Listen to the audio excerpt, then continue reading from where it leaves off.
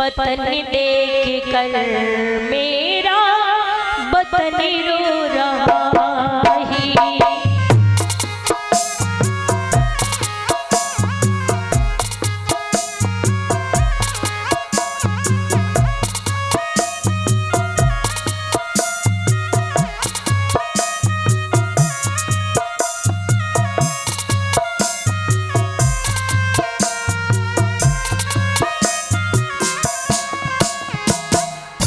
भारत की सभ्यता का पतन हो रहा है, पतन हो रहा है, पतन देख कर मेरा वतन रो रहा है।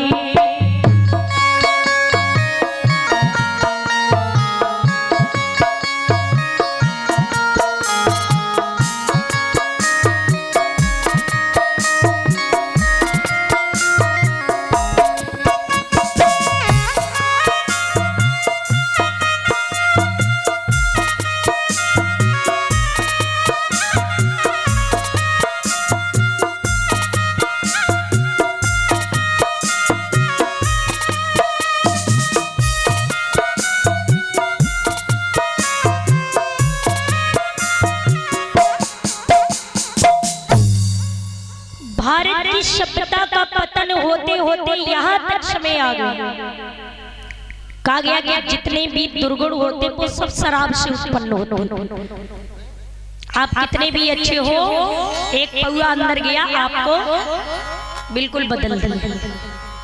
आप चोरी नहीं करते थे, चोरी करने लगे। आप जुआ नहीं खेलते थे, जुआ खेलने लगे। शराब के अंदर जाती है। दूसरी बहन बेटियों को राम बन करके अपनी बहन बेटे समझते थे, गलत दृष्टि से देखने लगे। देखा है मेरे भैया, ये किसकी देन है? शराब की। अगर शराब हमारे भारत देश में बंद हो जाए, अब बंद कैसे हो जाए? सरकार पूरी तरह तो शराब पर नजर लगाई, क्योंकि इतनी शराब जितनी आमदनी और कहाँ होगी। सरकारी ठेका अंग्रेजी शराब बिक रही है, विचार करो। तो शराब जब तक बंद नहीं होगी तब तक हमारे भारत में हो रहे भ्रष्टाचार बंद नहीं होगा। आपने सुना होगा, कहीं तो हाथरस का कांड हो रहा, कहीं तो बलरामपुर में कांड हो रहा, कहीं तो 3 साल की बच्चियों के साथ दरिंदगी हो रही, कहीं तो जला दिया जा रहा, और कहीं पर मेरे भक्तों भी ज्यादा समय नहीं हुआ, अभी भी सोशल मीडिया पर बड़ा हमला मचा हुआ है कि एक बड़ी प्यारी बहन श्रद्धा, जिसके 35 टुकड़े कर दिए दिल्ली में,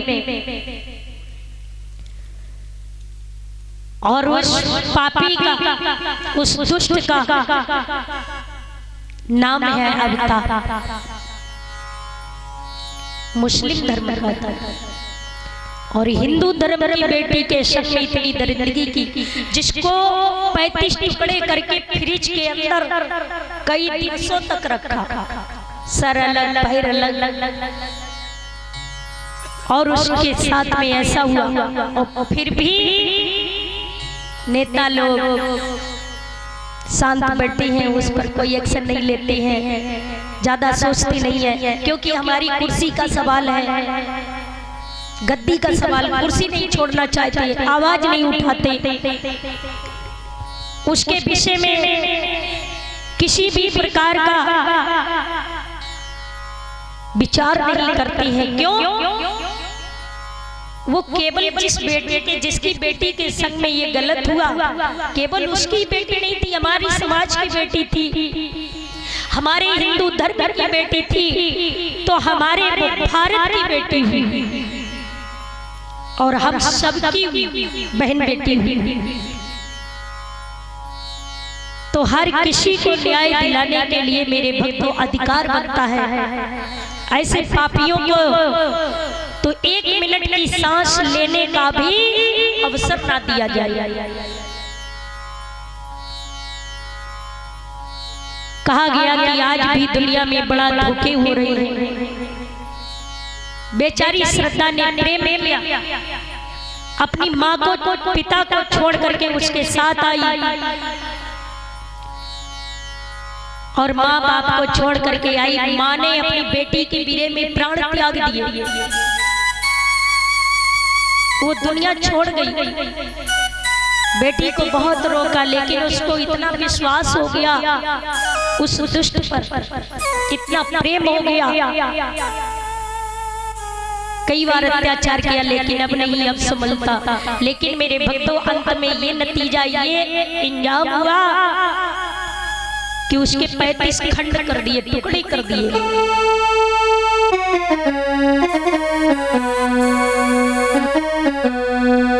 मैं भगवान से उनकी आत्मा की शांति के लिए कामना करती हूँ।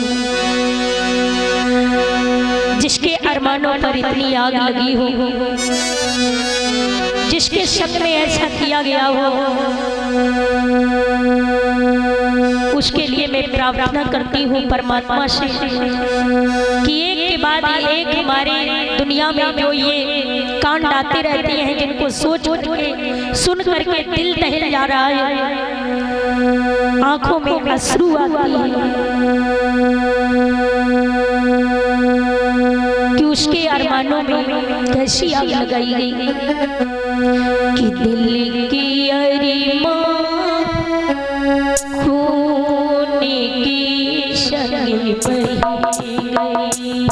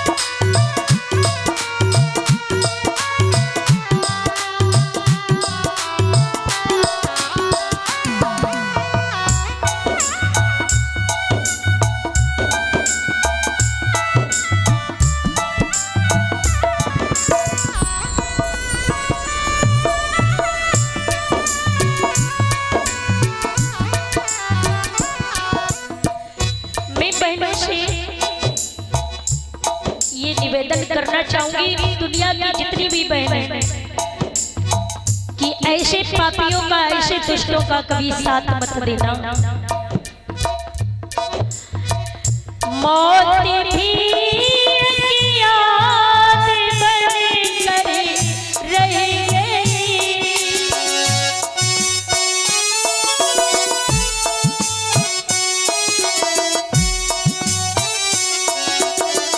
बहन श्रद्धा की मौत हम लोगों के जीवन में याद बन गई। मौत भी याद बन कर रह गई, उसके मरने के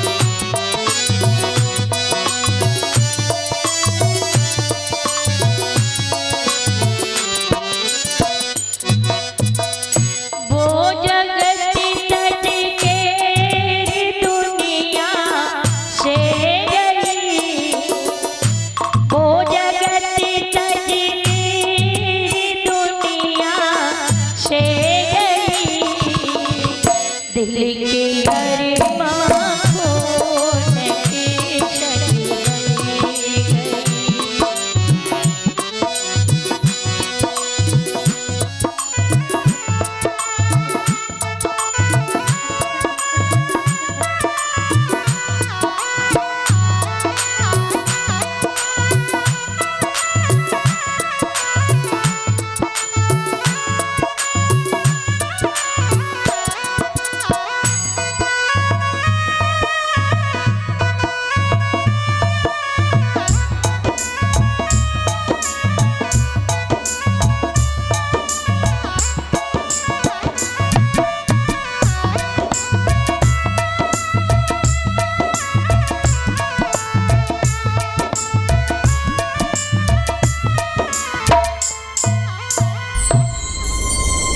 मेरे भैया ये दुनिया के हाल हो रही है। आइए श्री सुखदेव जी कहते हैं कि महाराज परीक्षित, जब राजा हरिश्चंद्र के पुत्र रोहित अयोध्यापुरी में राज को करते हैं, रोहित के पुत्र हुए हैं जिनका नाम पड़ा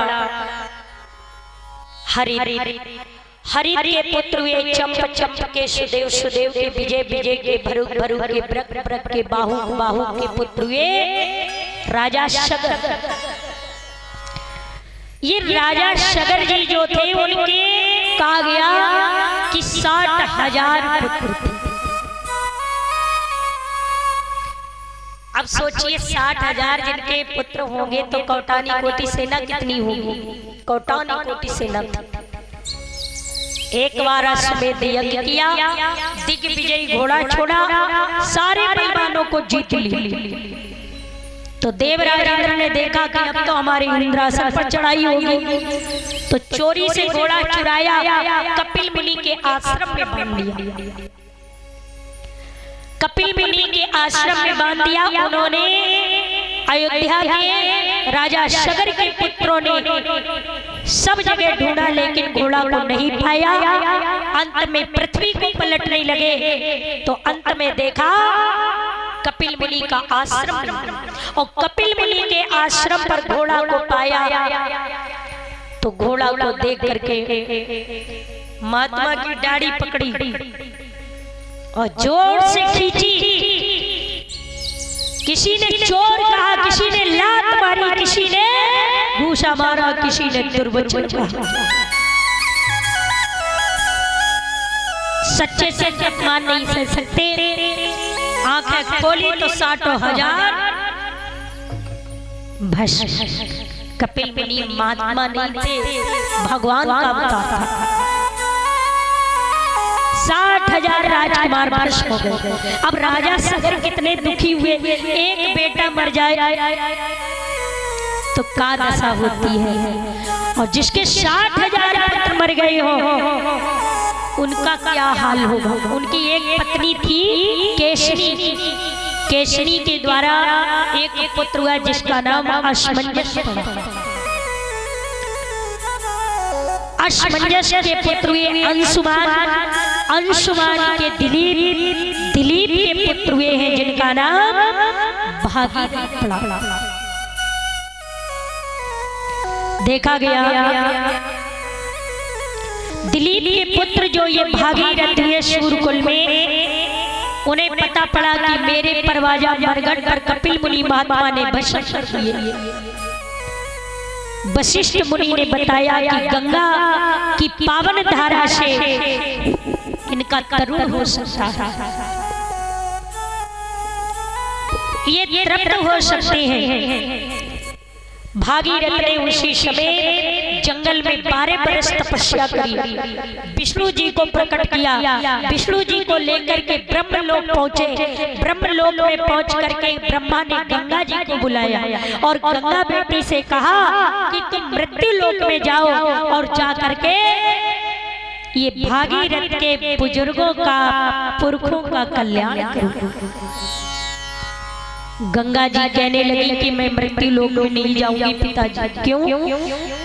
वहां पर लोग ऐसे हैं कि नहा करके अपना पाप मुझ में छोड़ देंगे और कुछ दिन में वो पानी खुद मैला हो जाएगा।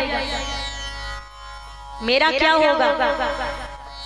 ब्रह्मा जी कहते हैं कि बेटी तुझ में पापियों के स्नान करने से पाप छूट जाएगा, लेकिन